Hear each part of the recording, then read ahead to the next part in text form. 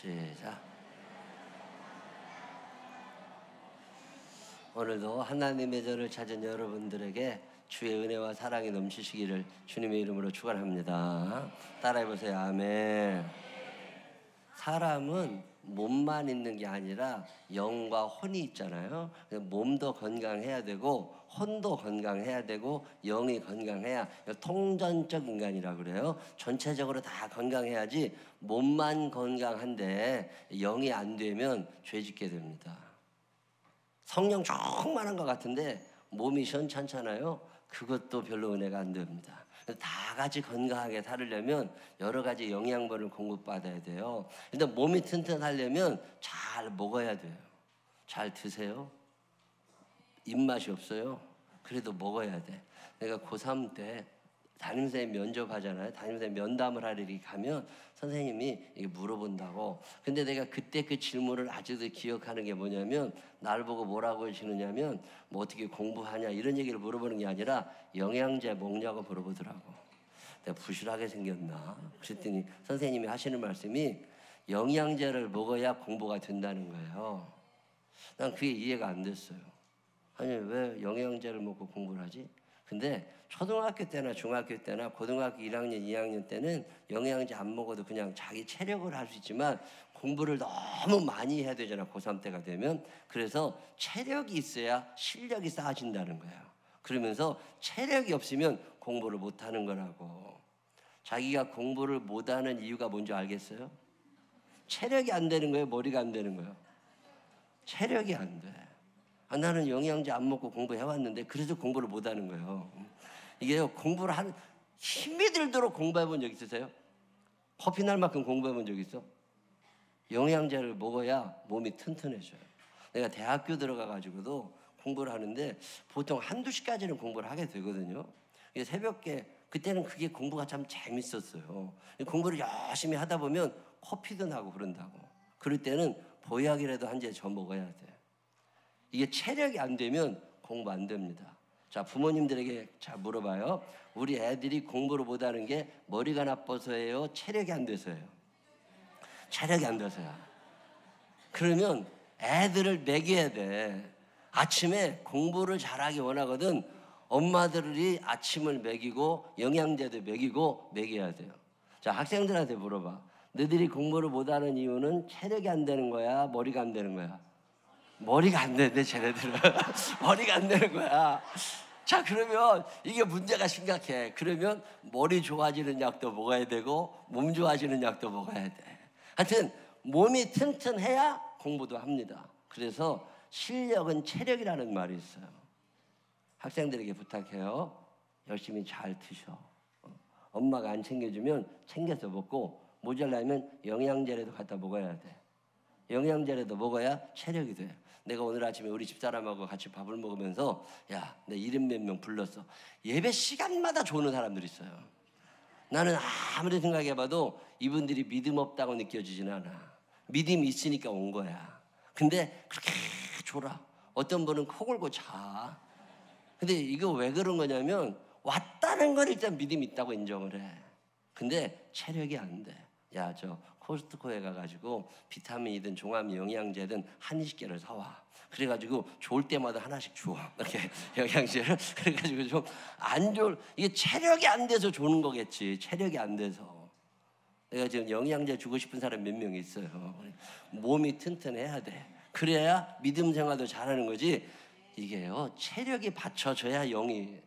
이게 통전적이라고 그래. 서로 다 통해 있어요. 몸만 튼튼하면 되냐? 아닙니다. 정신도 똑바로 베껴야 돼요. 그러려면 마음에 평강과 위로가 있어야 되고 여유가 있어야 돼요. 근데 여유가 잘 안 생긴다고. 외롭고 우울할 때 어떻게 하세요?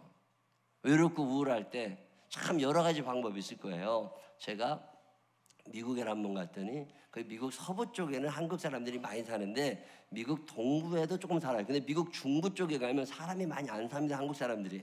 근데 그 중부의 어떤 도시에 가서 부흥회를 하게 됐는데 그 교회는 한국 사람이 많지 않은 동네니까 교인도 많지 않아요. 근데도 목사님이 없을 수는 없잖아요. 그 조그마한 교회도 목사님이 계셔야 되니까 거기도 고생하고 목회하시는 목사님이신데 이 목사님 차를 딱 타고 가는데 제가 오래 같이 아는 형님이에요. 근데 그분이 이 차를 타고서 음악을 탁 틀었는데 아주 정다운 유행가가 나오는 거야. 옛날에 많이 들었던 그 시대의 유행가가 쫙 나오는데요. 참 좋아요. 근데 목사님이 뭐라고 그러시느냐면 미국에서 나를 위로해 준 사람은 이 사람이래. 그냥 틀으면 정태춘, 박원옥의 노래가 쫙 흘러나. 북한강에서 그대 고운 목소리에 내 마음 흔들리고. 근데 그런 노래를 들으면 그렇게 마음이 편안해지고 위로가 되고 힘이 난다는 거예요. 아, 그렇다. 여러분, 우리가 감정이라는 게 있잖아요. 이 감성에 잘 다스려지려면 어렸을 때 먹었던 음식들이 좋은 거거든요. 그게 어렸을 때 들었던 노래들 있죠. 여러분, 사춘기 때 들었던 노래들, 이런 노래들이 우리의 삶을 편안케 해주는 거 아세요? 저는요, 우리 아들이 이번에 왔다가 중국에 다시 가면서 야, 내가 저 서점에 가서 유행가 무슨 포크송 대박가 이런 거 있잖아요. 이런 걸 사다가 내가 동그라미를 다 쳐줬어. 이거 좀 어디 다운 좀 받아와봐. 그래서 한 90곡을 갖다가 줬어요. 그랬더니 얘가 그거를 다 다운을 받아놓은 거야, USB에. 그러더니 USB를 하나 날 줬어요. 이거는 이제 틀으면 나올 거라고. 그래가지고 또 그걸 틀어봤잖아요. 제가 그 대전이다, 전주다, 군산이다 이렇게 한 1시간 반, 2시간 거리, 1시간 넘어가는 거리에서 저녁에 이 말씀을 전하고 올라가다 보면요, 이게요 보통 졸리는 게 아닙니다. 제가 차만 타면 좋으니까. 근데 이게 그렇게 좋은데 참 묘한 일은요, 그렇게 졸다가 이 노래를 탁 듣잖아요. 그러면 정신이 나. 그래가지고서 그 노래를 따라해 내가. 아, 이게 잠 깨는 데는 최고다. 여러분, 사람 마음이요 늘 성령 충만한 게 아니에요. 우리들의 귀만, 우리가 영이 있다고, 육이 있는 것처럼 영이 있는 것처럼 혼이 있어요. 이게 고르게 다 건강해야 되거든요. 육신의 건강을 위해서 운동도 하고 잘 먹어야 되는 것처럼 이 감성, 이 감정 이런 게 잘 다스려지려면 그 자기가 자라오면서 거기에 코드가 맞게 영양분이 공급되어지는 게 있어요. 저 같은 경우는 그런 게 유행가야. 옛날 노래 들었던 유행가들, 내가 기타 치면서 노래했던 것들이 그 노래를 하면요 이렇게 살아날 때가 있어. 아, 이런 거구나. 그러는 것처럼 우리의 영에도 영양분이라는 게 있습니다. 우리의 영혼, 자, 성령 충만하다고 그래서 24시간 찬송만 들으면 사람이 이상해집니다. 밥도 안 먹고 기도만 하잖아요. 사람이 그것도 이상해져. 하나님은 전체적으로 조화를 이루며 살기를 원하시잖아요. 그러니까 너무 먹어도 문제지만 안 먹어도 문제인 것처럼 육신이 건강하고 혼이 건강한 것처럼 혼이 건강하려니까 책도 읽으라는 거잖아요. 열심히 읽고 배우고 그러는 것처럼 영적인 건강을 위해서 하나님이 엄청난 영양제들을 우리에게 많이 주셨는데 그 많은 영양제 중에 하나가 찬양입니다. 이 찬양을 여러분의 영양제로 알아 잘 드시며 살게 되시기를 바랍니다. 찬송이요 매일 나오는 건 아니에요.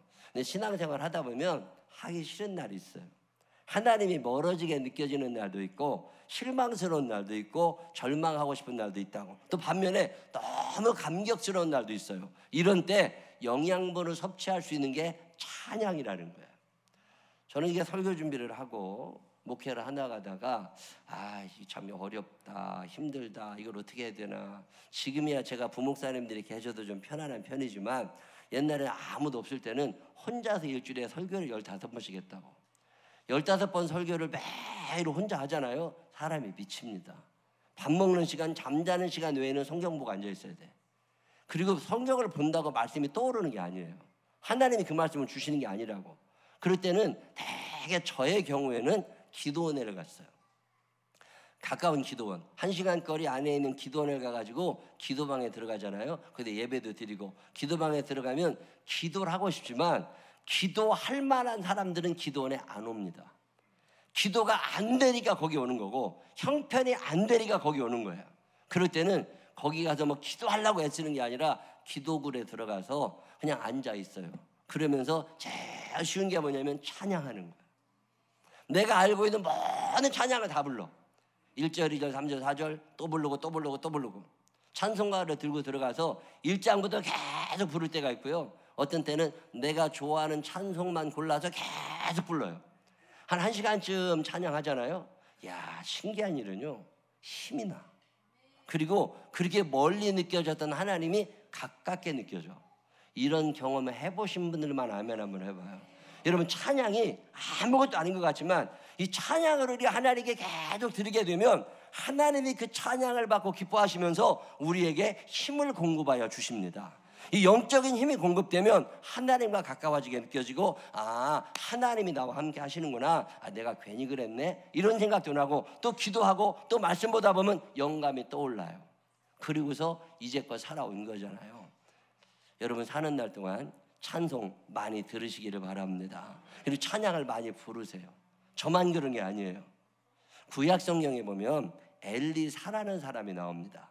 엘리사 목사님은 굉장한 분이에요. 지금 우리들하고는 비교할 수 없을 만큼 능력이 많던 기적의 선지자 엘리야. 엘리야는 엘리사의 선생님이고 엘리야의 제자가 엘리사인데, 이 엘리사는 별명이 기적의 선지자야. 얼마나 기적을 많이 이뤘나 모릅니다. 그 능력 있는 사람 엘리사가 늘 24시간 충만한 게 아니에요. 사람이다 보니까 열받는 날도 있고, 사람이다 보니까 체력도 떨어지고, 사람이다 보니까 기분 나쁜 사람도 있어. 만나기 싫은 사람도 있다고. 어느 날 엘리사가 교회에 있는데 세 사람의 왕이 찾아왔어요. 한 사람은 북이스라엘 왕 여호람, 또 한 사람은 남유다의 왕 여호사밧, 그 다음에 세 번째가 에돔 왕이에요. 이 세 명의 왕이 찾아와서 엘리사를 찾아왔는데, 이 세 명이 왜 엘리사를 찾아오느냐, 이유가 있어요. 모압이라는 나라가 있었거든요. 이 모압이라는 나라가 매년마다 북이스라엘에게 조공을 바쳤어요. 양털을 많이 바쳤는데 어느 날 북이스라엘의 힘은 점점 줄어들어가고 모압의 힘은 점점 커지니까, 야, 이거 우리가 이제 조공 안 바쳐도 돼, 한판 붙어봐, 이렇게 된 거예요. 그래가지고 조공을 안 바치니까 북이스라엘의 왕이 요것들이 까불어? 그래가지고서 전쟁을 딱 일으키려고 보니까, 야, 나도 모르는 새 모압의 군사력이 너무 커진 거예요. 이거 안 되겠다. 그래가지고 연합군을 형성합니다. 그래서 남유다의 왕 여호사밧하고 에돔 왕하고 세 나라가 연합을 해서 모압을 정복하기로 합니다. 자, 세 나라와 한 나라가 싸우는 거예요. 근데 세 나라가 연합을 해가지고 싸우러 가는데, 여호람이라고 하는 북이스라엘의 왕은 하나님을 안 믿어. 하나님을 믿는 사람들을 잡아 가두던 사람이 여호람이에요. 반면에 남유다의 왕 여호사밧은 늘 하나님을 찬양하며 살던 사람이에요. 종교적으로 성향이 전혀 다른 두 사람이 연합을 하게 된 거예요. 연합을 해가지고 에돔 왕까지 세 나라가 연합을 해서 전쟁을 하러 가다가 물이 떨어졌어요. 짐승들이 먹을 물이 없어요. 사람이 먹을 물이 없어요. 이런 사건이 벌어지니까 여호사밧이 기도가 나옵니다. 위기의 시절에 기도가 먼저 나오는 사람들이 되시기를 바랍니다. 위기의 시대에 여호사밧이 기도를 한 거예요. 하나님, 이거 큰일 났습니다. 어떻게 할까요? 그때 무슨 생각이 떠오르냐면, 주의 종을 찾아가서 축복 기도를 받아. 그러면 그 기도를 들으신 하나님이 너의 길을 열어주실 거야. 예. 그래서 여호사밧이 여호람에게 묻습니다. 우리는 원정으로 왔고 당신네 나라가 여기니까 이 사정을 잘 할 테니까 여기 어디 우리가 물을 만한 목사님이 계십니까? 그랬더니 여호람 왕이 이 옆에 엘리사 목사님이 있다는 거예요. 근데 그 목사님, 나 기분 나쁘다는 거예요. 보기 싫다는 거예요. 그래도 어떻게? 그래도 가야 된다고. 그래서 여호사밧 왕과 여호람 왕이 같이 엘리사를 찾아갑니다. 엘리사를 찾아갔어요. 엘리사를 찾아갔는데 여호람을 보자마자 엘리사가 화가 나기 시작한 거예요. 엘리사의 선생님 엘리야, 여호람의 아버지 아합과 엘리야가 평생 싸웠어. 기분이 안 좋아. 아주 원수지간이야. 근데 이 왼수 같은 놈이 내 앞에 또 나타난 거야. 자, 목사님이 축복 기도가 될까요? 안 될까요? 안 돼. 목사도 열받칠 때 있다. 시작. 열받쳐 기도가 안 돼. 저거 빨리 죽었으면 좋겠어. 근데 저주를 퍼붓고 싶은데 그럴 수가 있어야지. 누가 같이 왔어요? 여호사밧이 같이 왔잖아. 여호사밧이 누구예요? 하나님을 신실하게 섬기는 사람입니다. 그래서 여호사밧을 생각해서 축복을 하고 싶은데 마음이 진정이 안 돼. 여호람, 저 꼴보기 싫은 놈, 진정이 안 될 때 그때 엘리사가 한 유명한 말이 있습니다. 그 얘기가 뭔 줄 아세요?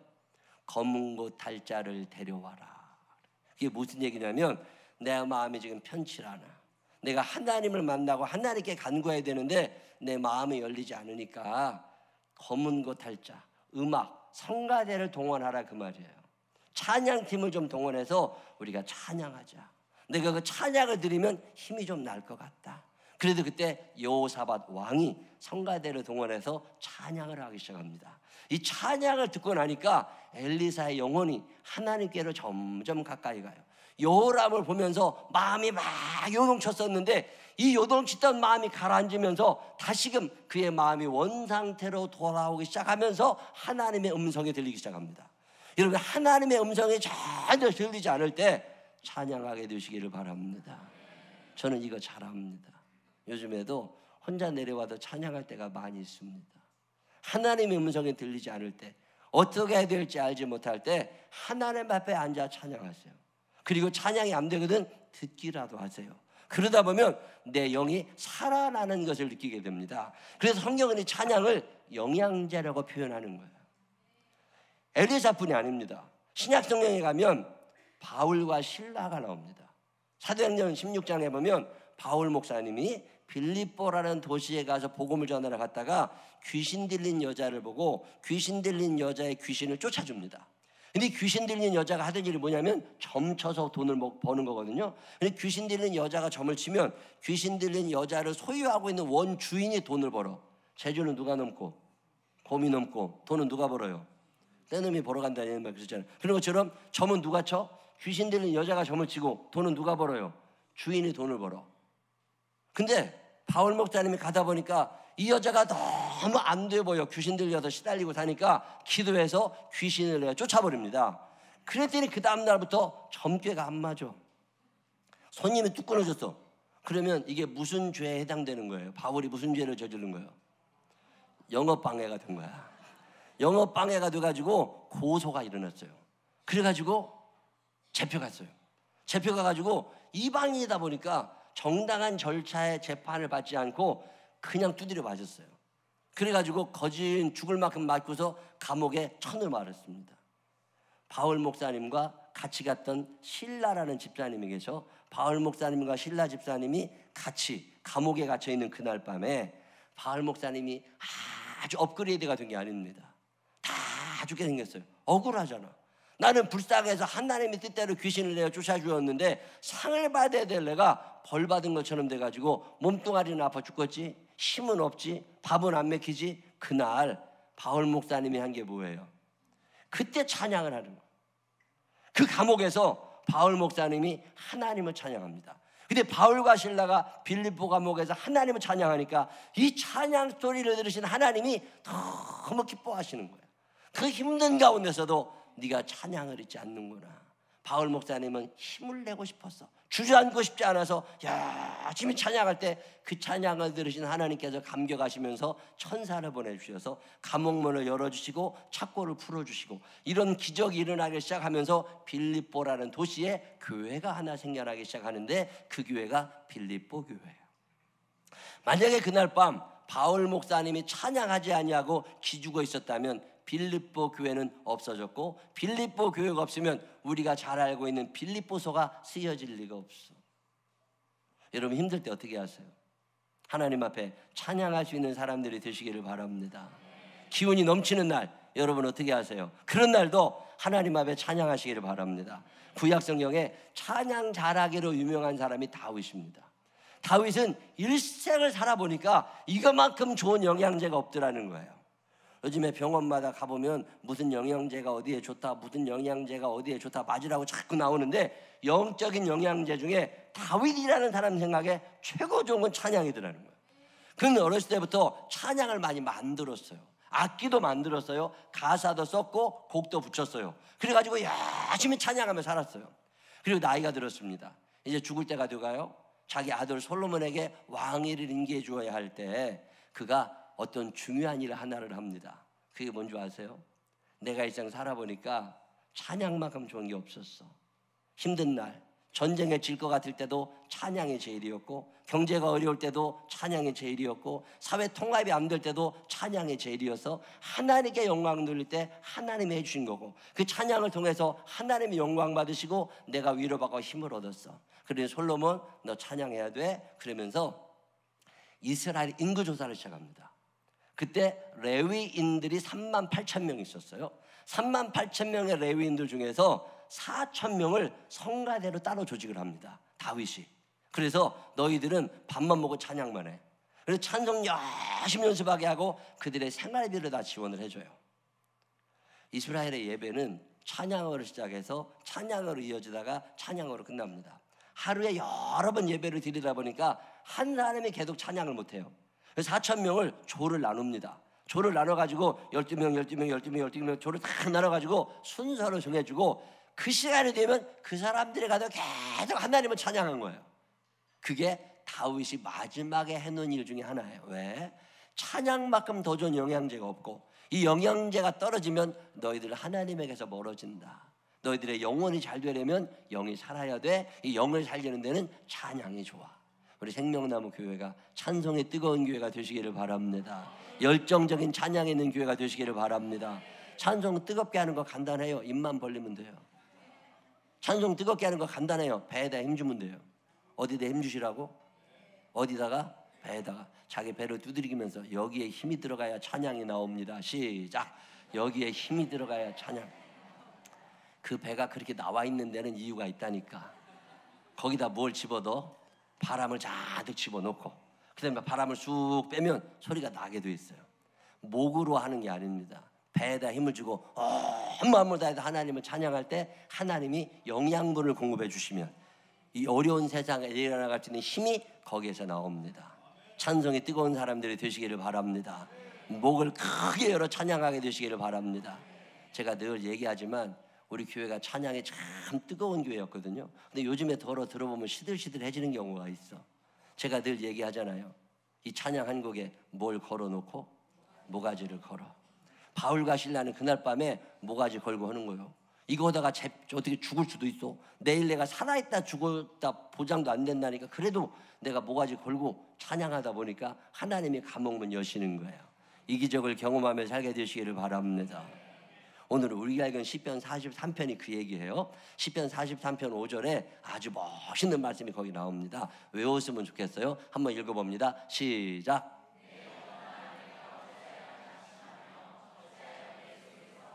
자, 거기에 보면 누가 누구한테 얘기하는 거예요?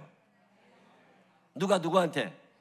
내가 나한테 내 영혼아 내가 어찌하여 낙심하며 어찌하여 내 속에서 불안해하느냐. 자, 내 마음을 살펴봤더니 내가 지금 어떻게 하고 있어요? 낙심하고 있어. 또 불안해하고 있어요. 그렇게 살면 돼요? 안 돼요? 삶을 얼마나 산다고? 낙심하며 불안하며 살아. 그러니까 이 고라자손들의 시인데 이 사람들이 뭐라고 얘기를 하냐면 내 영혼아 너 왜 얼마나 산다고 낙심하고 불안해하며 살아? 너 그렇게 살지 마. 그러면서 뭐라고 얘기를 하느냐면 너는 하나님께 소망을 두어 그가 나타나 도우심으로 말미암아 내 하나님을 여전히 찬송하리로다. 그럽니다. 이 시편 43편하고 쌍둥이 시가 있어요. 이게 시편 42편이거든요. 시편 42편도 똑같은 얘기예요. 자, 시편 42편 5절을 읽어봅니다. 시작.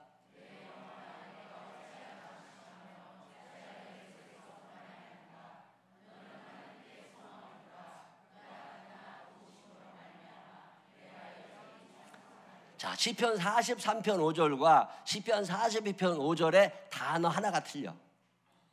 뭔지 알아요? 네, 영양제 하나 준다니까. 하나님을 찬양하리로다가 빠져 있어요. 뭐 무슨 이유가 있었겠죠? 오늘은 그 말씀을 드리는 게 아니고 시편 42편 11절에도 똑같은 얘기가 또 나옵니다. 한번 읽어봅니다. 시작.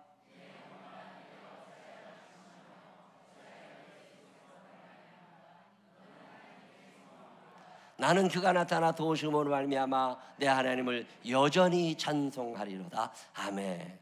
제가 오늘 말씀의 제목을 적다가 찬양, 이라고 적었는데 사실은 찬양이라고 적고 싶진 않았고, 제가 정해보고 싶은 제목은 뭐였냐면 여전히예요. 뭐라고요? 자, 시편 43편 5절에 핵심 구절 하나가 있다면 여전입니다. 자, 여전이라는 말은 뭐예요? 이 여전이라는 말은 반복해서, 동일하게, 계속해서 이런 뜻이 있는 말이에요. 근데 우리가 대학교 때, 그 다음에 목회 초기에 30대, 40대 읽었던 성경은, 지금 우리가 읽은 성경은 개역 개정판이라고 그래요. 판이 1판, 2판, 3판, 4판 책이 있는 것처럼 뭔 얘기인지 알아들어요, 못 알아들어요? 이건 개역 개정판이라고 그래요. 요 성경이 나오기 전에 나왔던 성경은 개역 한결판이라고 그래요. 우리는 어렸을 때 개역 한결판으로 성경을 배웠고, 이제 개역 개정판으로 성경이 바뀐 거예요. 이제 번역을 새로 한 거라고. 옛날 개역 한결판에는 이 구절이 어떻게 나와 있느냐면 여전이라는 단어가 없어요. 뭐라고 나오느냐면 오히려라고 나와요.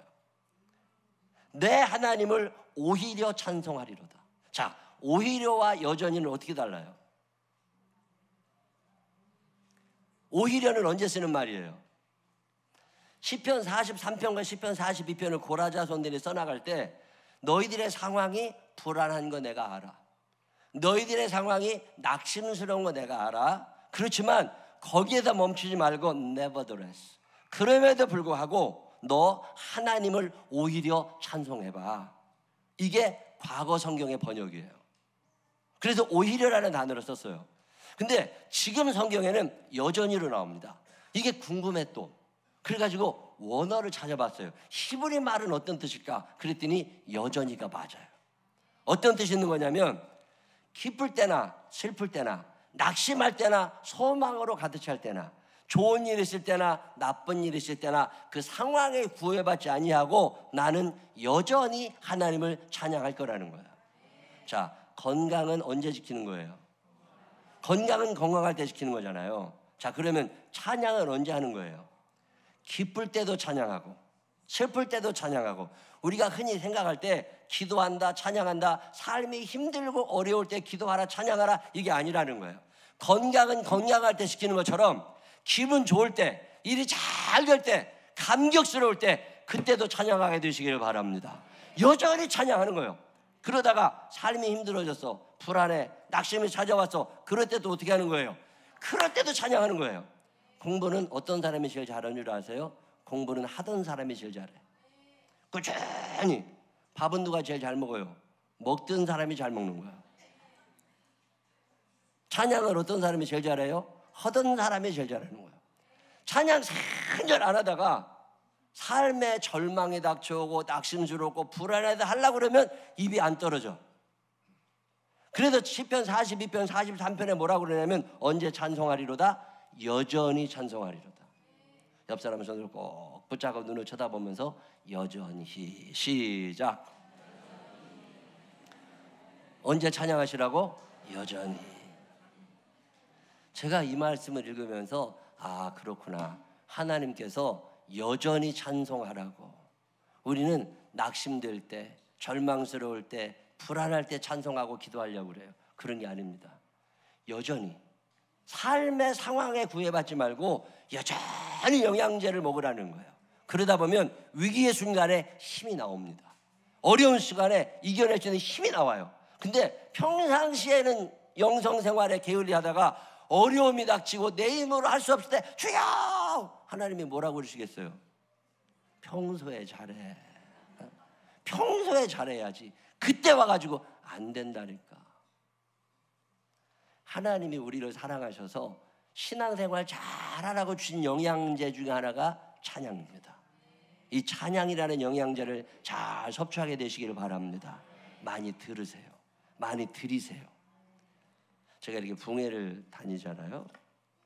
붕회를 다니다 보면 제가 붕회도 사명이라고, 생명나무교회 담임 목사 사명인 것처럼 하나님의 제게 주신 사명 중에 하나가 이 붕회라는 건데, 하나님이 그러셨거든요. 네가 열심히 다니면서 내 일하면 내가 교회와 교인들을 지켜줄 거다.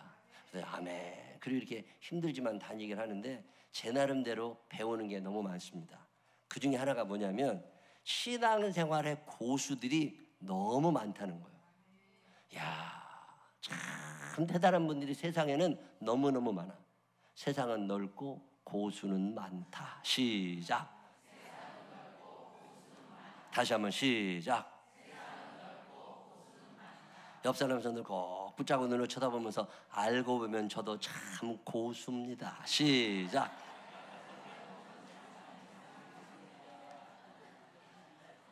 몰라서 그러죠. 나름대로 뭔가 고수야. 제가 얼마 전에 어떤 교회 부흥회를 갔는데요. 제가 호텔에서 숙소에서 교회까지 저를 픽업해 주시는 집사님이 계셨어요. 안수 집사님이 계셨는데 이게 장로교회니까 이렇게 왔다 갔다 하는데 얘기를 할 때마다 내가 궁금한 게 뭐냐면 목소리가 너무 허스키해. 외제차 타고 다니시는 분이에요. 조그마한 회사 사장님이신데 부인도 외제차 타고 자기도 외제차 타고 그냥 딸도 같이 나오는데 괜찮더라고요. 잘 사는 사람들 같아. 근데 3박 4일 부흥회하는 동안에는 회사를 안 나간대, 사장이니까.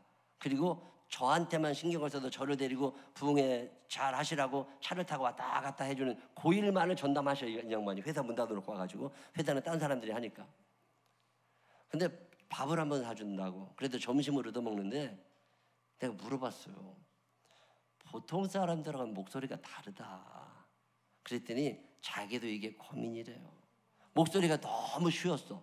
그 교회 담임 목사님보다도 더 기도 많이 한 목소리야.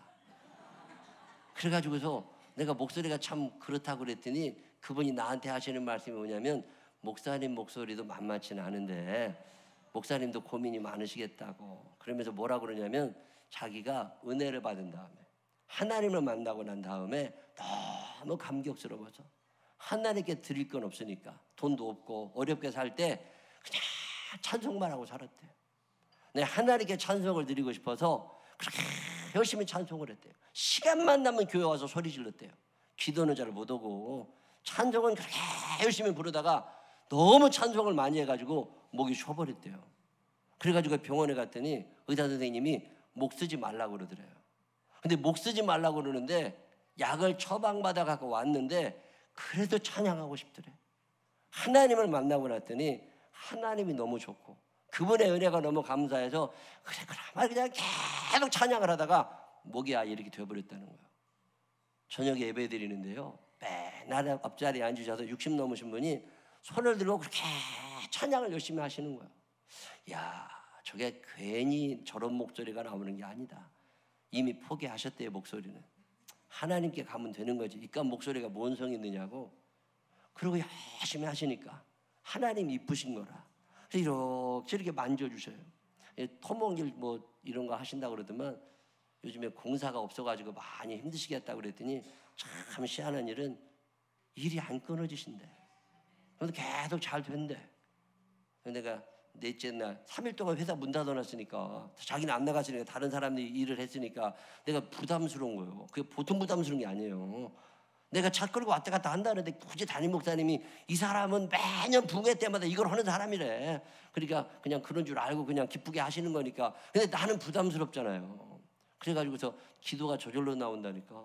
굶지 않게 해달라고. 이거 3일 동안 회사도 안 나가는데 셋째 날인가 마지막 날 됐는데 입이 이만큼 벌어지셨어. 왜 그러냐니까 자기가 포기하고 있었는데 한 몇 달 전에 관급 공사 하나 이렇게 입찰 내놨는데 자기가 뽑혔다고 어제 연락을 받았대. 그렇다고 이게 4일 놀아도 하나님이 먹여주셔도 고맙다고 그러면서 그렇게 찬양을 좋아했어요. 야, 고수가 따로 있구나. 저는 이런 고수들이 우리 생명나무 교회도 많이 있게 되시기를 바랍니다. 영양분을 공급받는 거예요. 그냥 혼자 잘 열심히 찬양하는 엘리사가 그랬습니다. 바울과 실라가 그랬습니다. 제자들이 그랬고 저도 그렇게 살아봤고 우리의 신앙의 선배들이 그렇게 살았어요.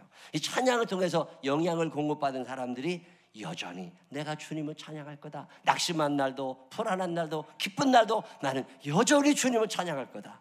이 고라자손의 고백이 우리 모두의 고백이 되시기를 바랍니다. 음이 좀 틀리면 어때요? 가사가 좀 헷갈렸으면 어때요? 박자가 안 맞으면 어때? 온 마음을 다하여 하나님을 찬양할 때 하나님이 그 찬양을 받으시고 우리에게 힘을 공급해 주시는 거잖아요. 우리 생명나무 교회가 찬양의 뜨거운 교회가 되시기를 바랍니다. 여러분이 온 마음으로 하나님을 찬양하면서 하나님을 높이며 살아갈 수 있는 믿음의 사람들이 되시기를 주님의 이름으로 축원합니다. 기도하십시다.